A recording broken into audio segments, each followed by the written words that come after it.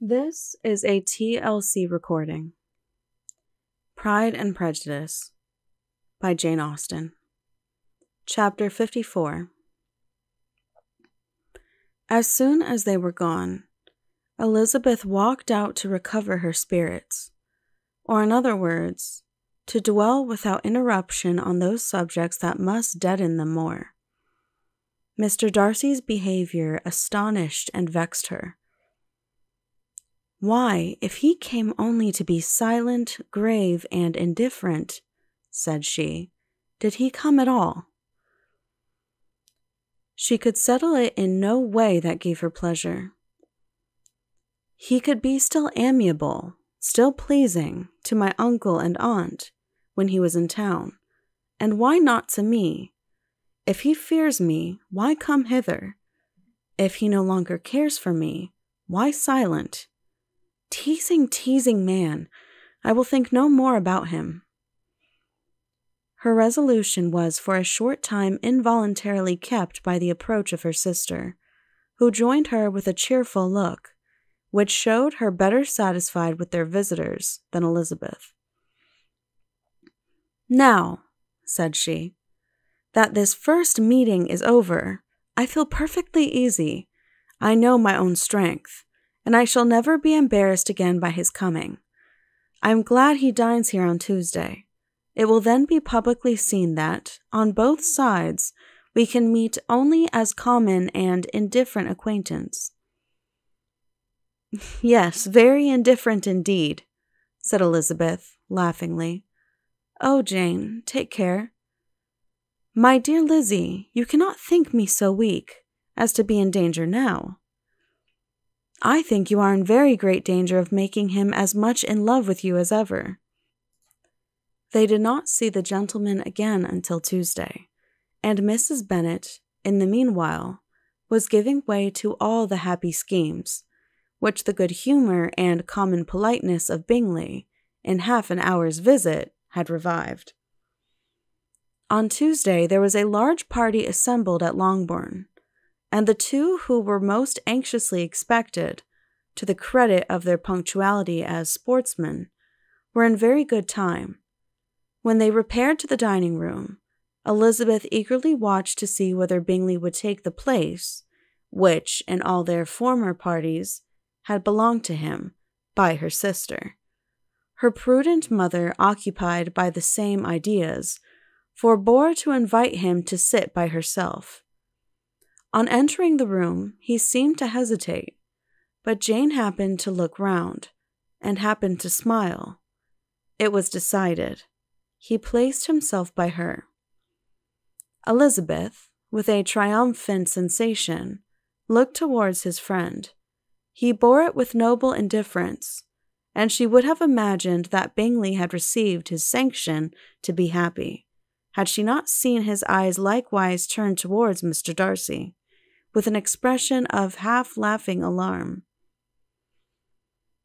His behaviour to her sister was such, during dinner-time, as showed an admiration of her, which, though more guarded than formerly, persuaded Elizabeth that if left wholly to himself, Jane's happiness and his own would be speedily secured. Though she dared not depend upon the consequence, she yet received pleasure from observing his behaviour.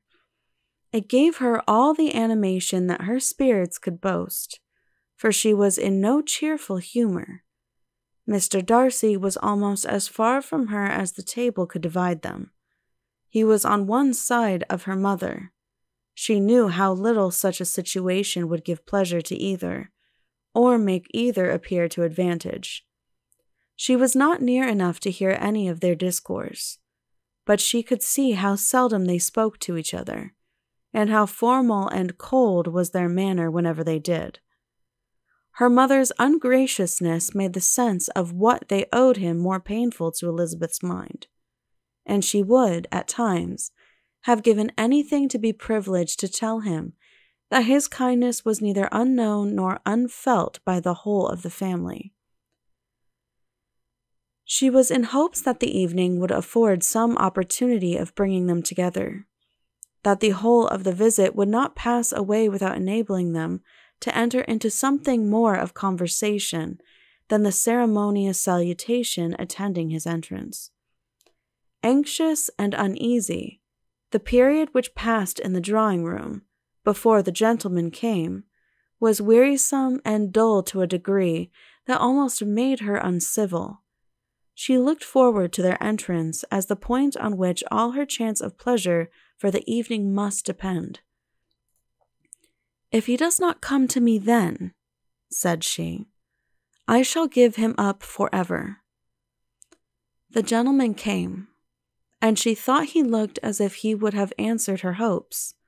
But alas, the ladies had crowded round the table, where Miss Bennet was making tea, and Elizabeth pouring out the coffee, in so close a confederacy that there was not a single vacancy near her which would admit of a chair. And on the gentleman's approaching, one of the girls moved closer to her than ever, and said in a whisper, "The men shan't come and part us, I am determined. We want none of them, do we?" Darcy had walked away to another part of the room. She followed him with her eyes, envied every one to whom he spoke, had scarcely patience enough to help anybody to coffee, and then was enraged against herself for being so silly. A man who has once been refused, how could I ever be foolish enough to expect a renewal of his love? Is there one among the sex who would not protest against such a weakness as a second proposal to the same woman? There is no indignity so abhorrent to their feelings. She was a little revived, however, by his bringing back his coffee cup himself, and she seized the opportunity of saying, "Is your sister at Pemberley still?" "Yes, she will remain there till Christmas." "And quite alone?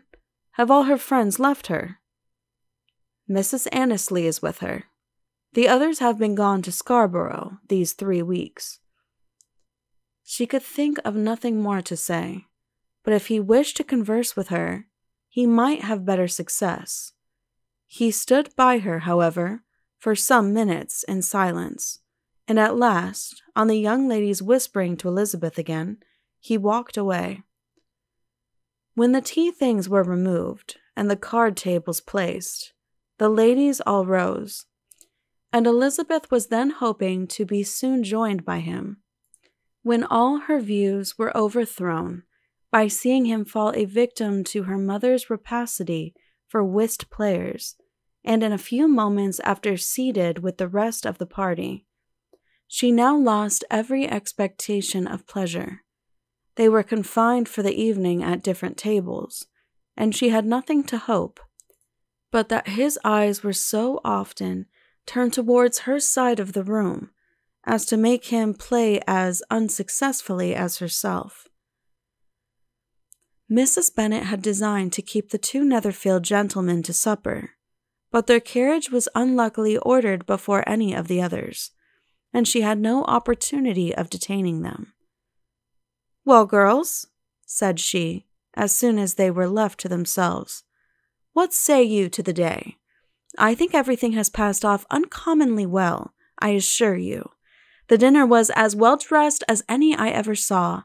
The venison was roasted to a turn, and everybody said they never saw so fat a haunch.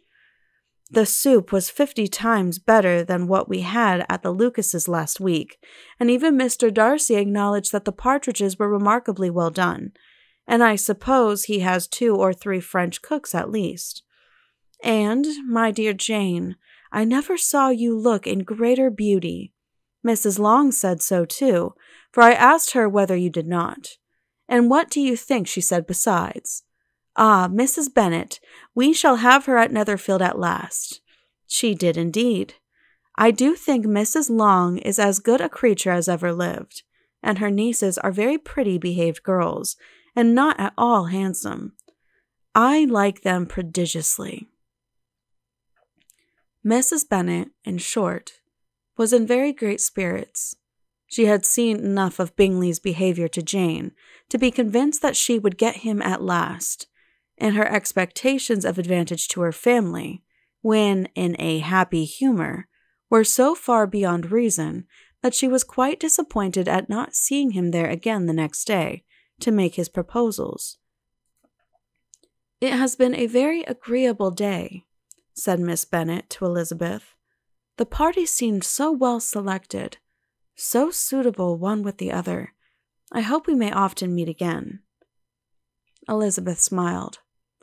"Lizzie, you must not do so. You must not suspect me. It mortifies me. I assure you that I have now learnt to enjoy his conversation as an agreeable and sensible young man, without having a wish beyond it. I am perfectly satisfied, from what his manners now are, that he never had any design of engaging my affection.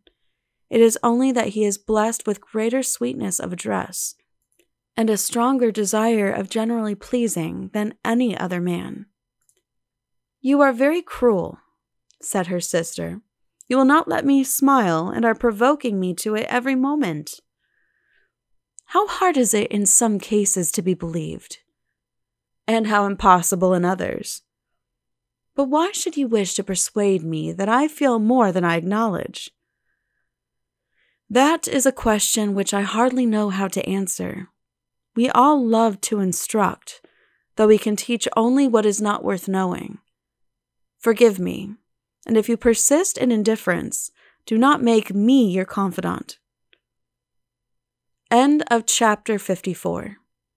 Please click the link below to continue on to Chapter 55. This has been a TLC recording. Thank you for listening, and please be sure to subscribe.